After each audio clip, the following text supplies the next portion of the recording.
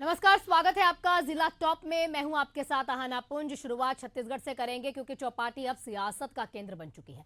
एक बूढ़ा तालाब चौपाटी और दूसरी साइंस कॉलेज चौपाटी, दोनों जगहों को लेकर सियासत घमासान है। आज कांग्रेस का प्रतिनिधिमंडल पीसीसी चीफ दीपक बैज के नेतृत्व में बूढ़ा तालाब और साइंस कॉलेज की चौपाटी पर वो पहुंचते हैं। अब इसे लेकर हमारे संवाददाता ने पीसीसी चीफ दीपक बैज के साथ खास बातचीत भी की है। चलिए सुनते हैं क्या कुछ उन्होंने कहा।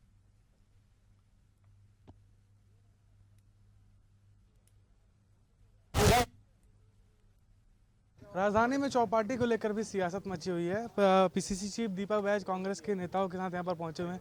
सर, विरोध कर रहे हैं, चौपाटी देखने पहुंचे हुए हैं। बिल्कुल निश्चित रूप से हमारे यहाँ के लोगों की सुविधा के अनुसार जो यहाँ नगर पालिक निगम जो यहाँ चौपाटी हमारे जो ये ट्रैक बनाए यहाँ के लोगों का आने जाने के लिए, यहाँ की सुविधाएं के लिए, यहाँ के बच्चों के लिए मनोरंजन के लिए, लेकिन उसके बाद राज्य सरकार जैसे बनने के बाद एक तरफ हवाला देते हैं। कौन सा वाला वो एरिया? साइंस कॉलेज में वहाँ पे कॉलेज है, स्टूडेंट्स है, इसलिए वहाँ पे नहीं खुलना चाहिए। वहाँ विरोध आप करते हैं और यहाँ पे आप बनवाते हैं। यहाँ पे भी तो कॉलेज है, हाँ कॉलेज है, स्कूल्स है। आप यहाँ चढ़ के देखेंगे तो हॉस्टल पूरा दिख रहा है यहाँ का। उनका ये वॉशरूम इनका यहाँ से दिख रहा है दीवारें, और पूरे स्कूल्स की दीवारें उस पर पूरा दिख रहा है। मतलब यहाँ पर सुरक्षा बचा ही क्या है? मतलब आखिर ये विरोधाभासी है क्यों है?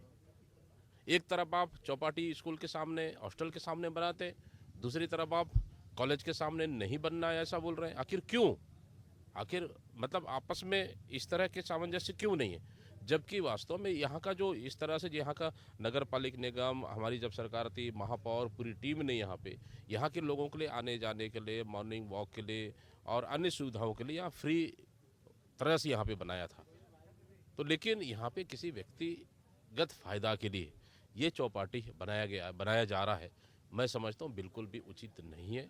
ये आधे से ज़्यादा जगह को घेर के रखा है और कहीं न कहीं यहाँ पे यहाँ के बच्चियों की सुरक्षा के लिए भी बिल्कुल भी ठीक नहीं है। निरीक्षण करने पहुंचे हैं आप लोग, तो आगे किस प्रकार की रणनीति रहेगी? क्या देखिए आने वाला समय में इन सब मुद्दों को लेकर हम कांग्रेस पार्टी लड़ाई लड़ेगी। ये जनहित का मुद्दे हैं।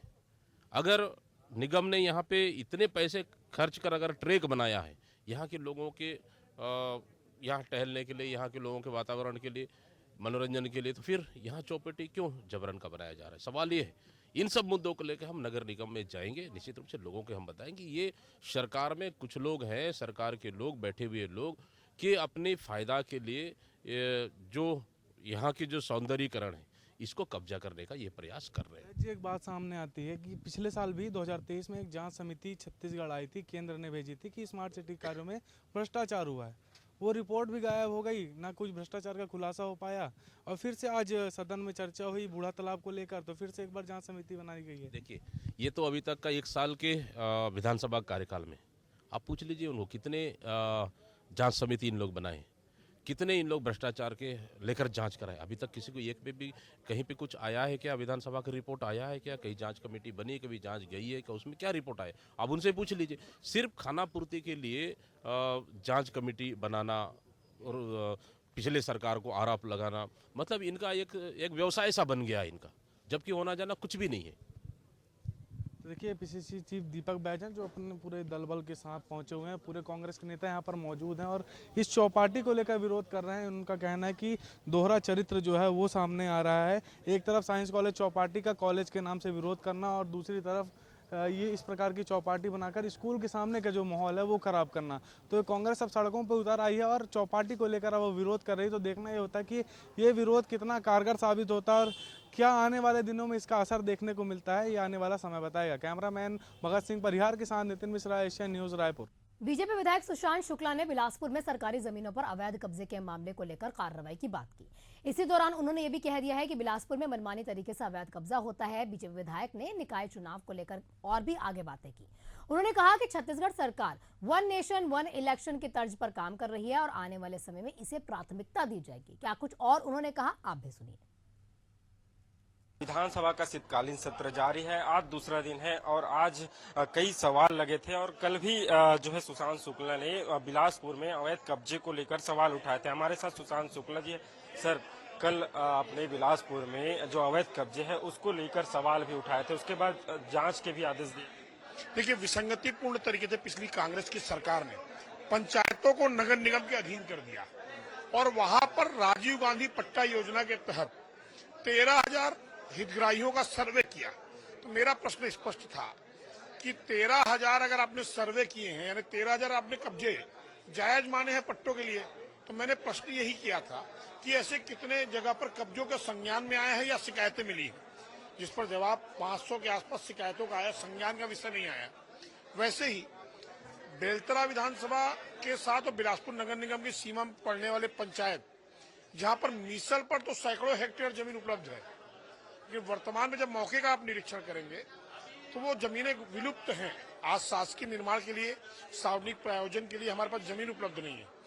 तो ये जो जमीन का उड़ता पंजाब की तर्ज पर उड़ता खसरा का एक नया प्रारूप पिछली सरकार ने संकलित करके पिक्चर बनाई है, उस पिक्चर का पटाक्षेप आज कौन करेगा, इस पर मैंने प्रश्न पूछा था, जिस पर जवाब नकारात्मक आया था। और इस पर मैंने उनसे पूछा कि जब भूमि पुराण के चक्कर में कई परिवार गरुड़ पुराण पढ़ने के चक्कर में पड़ गए हैं, तो आज इस पर शासन क्या कार्रवाई करेगी।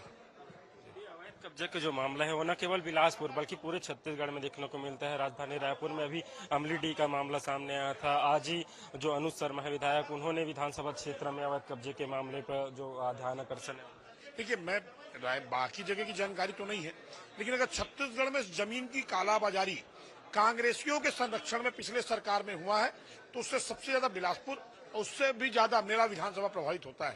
तो मैंने आप स्पष्ट तौर पर, और इस लड़ाई को मैं 1 साल से लड़ रहा हूं और तब तक लड़ूंगा जब तक सुधारीकरण की व्यवस्था स्थापित नहीं हो जाती। को लेकर भी जो विपक्ष है वो हमलावर है। उनका कहना है कि सरकार की इरादा नहीं है धान खरीदी को लेकर। अलग अलग फंड में खुद जो सत्ता पक्ष है वो बढ़ गए हैं। देखिए, कांग्रेस के साथी जो हमारे हैं वो थोथा चना बाजे घना, सूपा बोले तो बोले, चलनी भी बोल रही है। मैं आपसे पूछना चाहता हूँ, पिछले साल या पिछले के पिछले साल 15 दिसंबर तक कितने धान खरीदी हुई और कितने किसानों को लाभान्वित हुआ? मैं आपको आज बताता हूँ।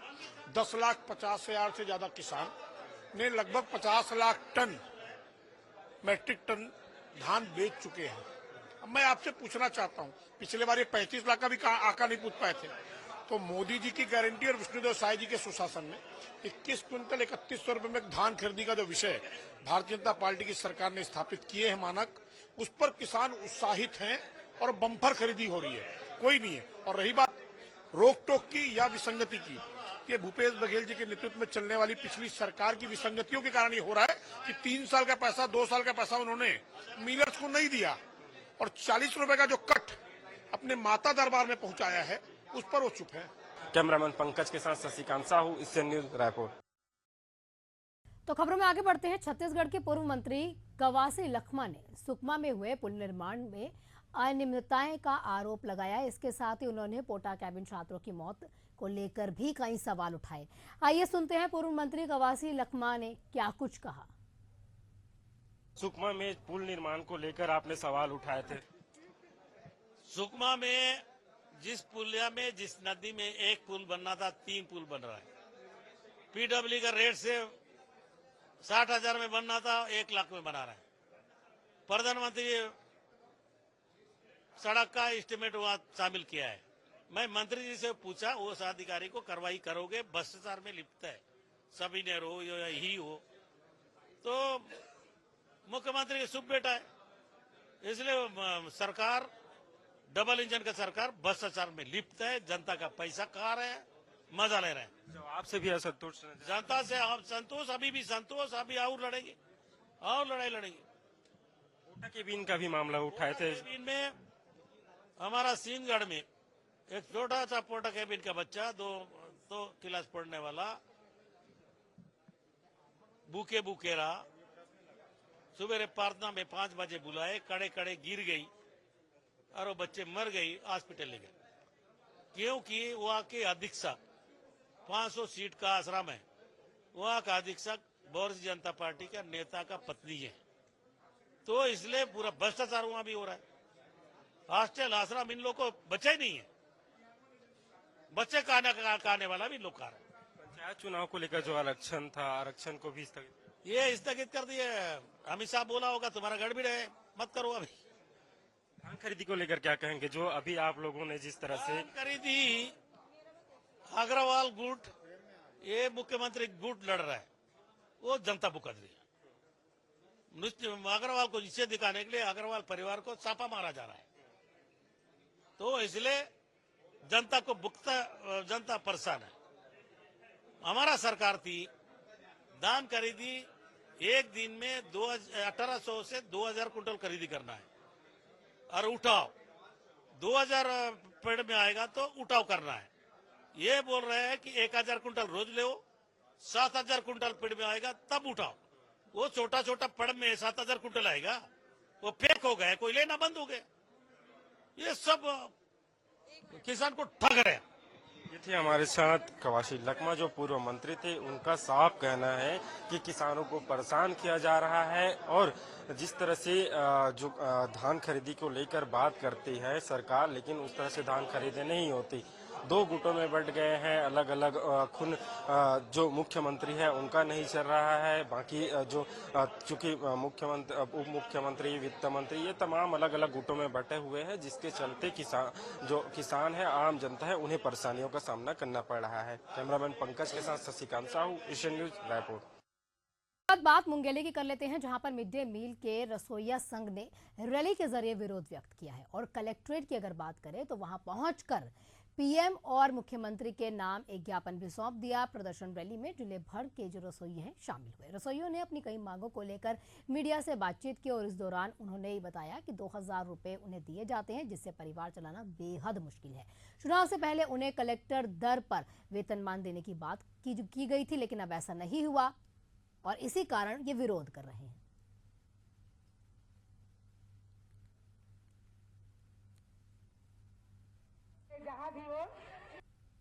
पूरा खाना बंद कर देबो, हमन मांग पूरा हो है तभी हम रायपुर जाहू हड़ताल कर लेना। हाँ जाबो सर जी, हाँ रायपुर के था दिल्ली की, दिल्ली जाबो हम पूरा। हमार जब तक मांग हमार मांग पूरा नहीं 2000 का है सर।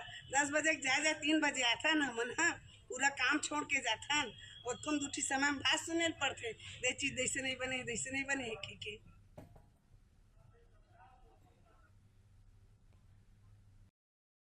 छत्तीसगढ़ समर्थन मूल्य धान खरीदी कंप्यूटर ऑपरेटर संघ ने अपनी लंबित मांगों को लेकर हड़ताल कर दी है। अब इसी के कारण खरीदी केंद्रों पर धान खरीदी बंद हो गई। गोरेला, पेंड्रा, मरवाही जिले में धान खरीदी की पूरी व्यवस्थाएं चरमरा गई हैं। कल किसान धान खरीदी केंद्रों के बाहर ट्रैक्टर लेकर पहुंचे हुए थे, लेकिन धान खरीदी केंद्रों का गेट वहां खुला नहीं मिला। अब आज किसानों की परेशानी को देखते हुए स्थानीय प्रशासन ने ऑपरेटर्स की वैकल्पिक व्यवस्था करके धान खरीदी केंद्रों में फिर से खरीदी प्रारंभ शुरू कर दी है। अब किसानों ने राहत की सांस ली है। हालांकि अभी तक धान उठाव ना होने के कारण खरीदी केंद्रों में धान जो रखने हैं उसकी जगह बिल्कुल नहीं है।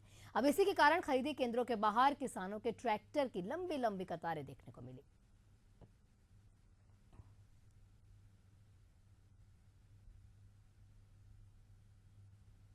अभी तहसील से आए थे कल ऑपरेटर, वो लोग किए हैं, थोड़ा थोड़ा चालू किए हैं, आज भी चालू है, वही लोग बैठे हैं। तो वैकल्पिक व्यवस्था बना के काम चालू। जी जी, तो अब किसानों को राहत मिली है? थोड़ा बहुत मिला है। तो अभी किसान धान खरीदो के बाहर लंबी लाइन लगी है। जी जी, एंट्री कर रहे हैं, जा रहे हैं, जगह नहीं है, धीरे धीरे होते जा रहे हैं। कल ऑपरेटर हड़ताल में थे, खरीदी नहीं हो रही थी, कितनी दिक्कत हो रही थी? हाँ, कल थोड़ा दिक्कत हुआ था, फिर 2 बजे के बाद खरीदी चालू है। तो ऑपरेटर आज आए हैं, खरीदी शुरू हो गई? वैकल्पिक व्यवस्था में ऑपरेटर आए।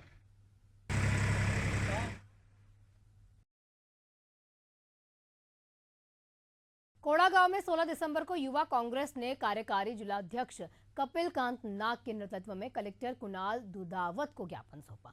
ज्ञापन में प्रदेश में बढ़ते हुए अपराध को लगाम लगाने की मांग है। ज्ञापन सौंपने के दौरान कांग्रेस जिलाध्यक्ष के साथ पार्टी के पदाधिकारी मौजूद भी रहे। मौके पर कपिल कांत नाग ने कहा है कि नशे का कारोबार लगातार बढ़ता जा रहा है, इससे युवा पीढ़ी प्रभावित हो रही है। चाकूबाजी और हिंसात्मक घटनाओं को लेकर बढ़ोतरी देखने को मिल रही है। जिला प्रदेश का माहौल असुरक्षित है। महिलाओं के खिलाफ हो रहे अपराध और अत्याचार पर चिंता व्यक्त करके उन्होंने प्रशासन से इन घटनाओं पर तत्काल प्रभाव से अंकुश लगाने की अपील की है।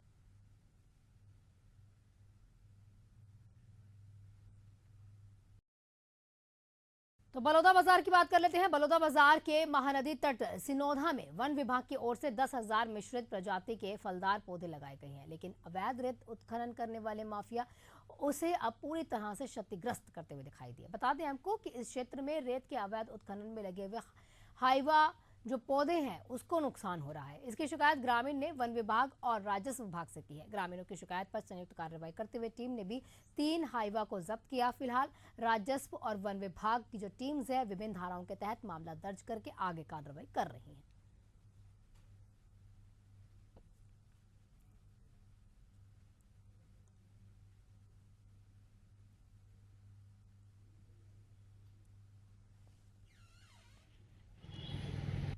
राजस्व विभाग और वन विभाग की एक संयुक्त कार्यवाही है, जिसमें जो जल का उद्गम स्थल होता है और उससे लगा हुआ हमारा जो पर्यावरण को सुरक्षित करने वाला प्लांटेशन है, उसमें रेत खनन कर डंप कर पौधों को क्षतिग्रस्त और फेंसिंग को क्षतिग्रस्त किया गया था।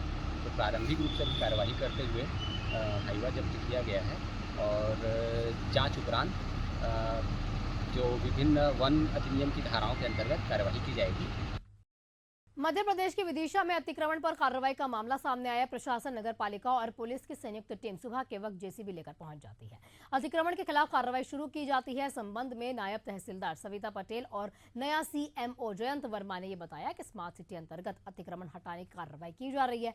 5 दिन से नगर पालिका लगातार मुनादी करवा रही है यहाँ पर। हालांकि उसके बाद भी जिन दुकानों को अतिक्रमण किया गया था उन्हें नहीं हटाया गया। अब उनकी दुकानों पर अतिक्रमण हटाने की कार्रवाई की गई।